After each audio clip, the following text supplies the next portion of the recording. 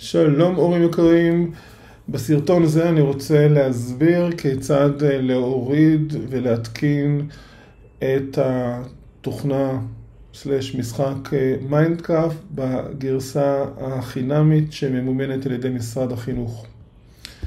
כאשר אתם נכנסים לכתובת ה-URL שאותה אני מפרסם בתיאור של הוידאו ביוטיוב, הכתובת הזו, אתם יכולים לבחור את הפלטפורמה שעליה אתם רוצים להתקין את מיינדקראפט. אני ממליץ להתקין על מחשב.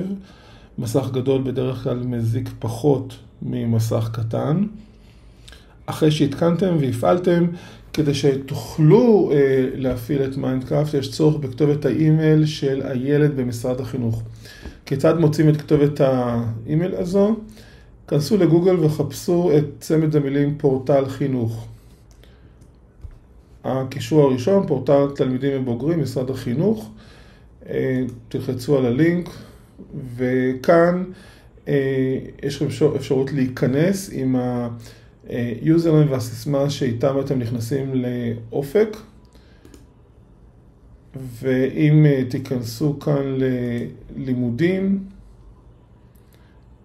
לאפשרות תוכנת אופיס בחינם לתלמידים ותלחצו עליה.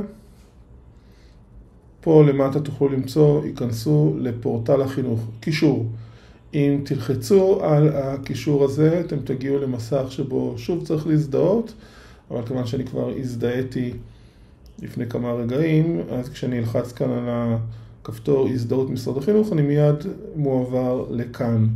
וכאן אפשר למצוא את כתובת האימייל שיש לתלמיד או לתלמידה. רק שימו לב, הכתובת מופיעה פה בצורה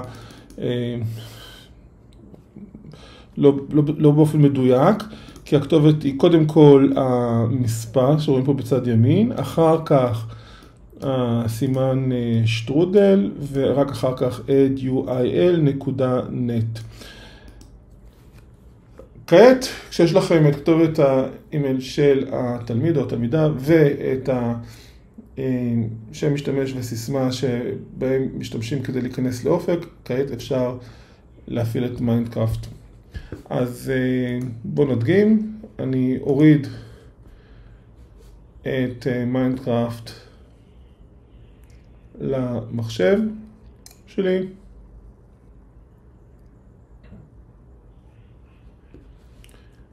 כעת אחרי שההורדה הסתיימה, אני מבצע התקנה. במקרה שלי מדובר במק, אז זה נראה קצת שונה ממי שמשתמש בווינדוס.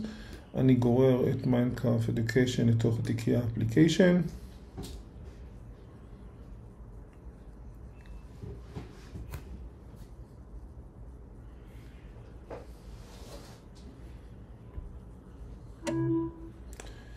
וכעת דאבל קליק, נפעיל את מיינדקראפט אדיוקיישן.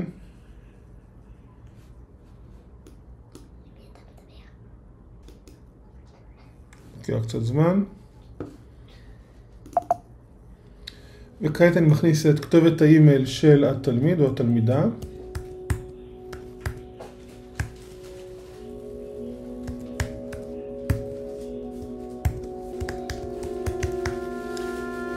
Next. קוד משתמש. זה כבר מוכר לכם.